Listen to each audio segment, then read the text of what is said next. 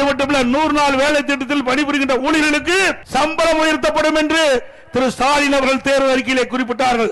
சம்பளத்தை உயர்த்தினாங்களாமா? சம்பளத்தை உயர்த்தாட்டியும் பரவாயில்ல, அந்த 100 நாள் வேலை திட்டத்தை கூட முழுமையாக அந்த மக்களுக்கு கொடுக்காத அரசு அதிமுக அரசாங்கம். ஆனால் அதிமுக அரசு வந்த பிறகு 125 நாட்களை 150 நாளாக உயர்த்தப்படும். அவர்களுக்கு ஊதியம் உயர்த்தி வழங்கப்படும். தடையில்லாமல் அவர்களுக்கு பணி வழங்கப்படும். இது அதிமுகவுடைய லட்சியம். ஆனால் திராவிட முன்னேற்ற கழகம் தேர்தல் நேரத்தில் கொடுக்கப்பட்ட வாக்குறுதி எதுவுமே முழுமையாக நிறைவேற்றப்படவில்லை.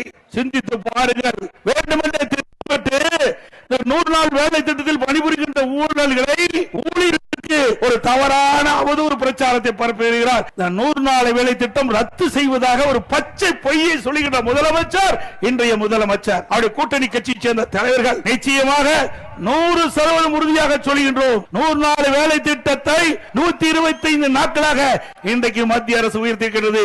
அது மட்டுமல்ல, அதோடு மேலும் நாங்கள் கோரிக்கை வைத்து அழுத்தம் கொடுத்து 125 நாட்கள் 150 நாளாக உயர்த்துவதற்கு உண்டான நடவடிக்கை அதிமுக கட்சி எடுக்கும். அதிமுக ஆட்சி அமைந்தவுடன் இதை நிறைவேற்றப்படும்.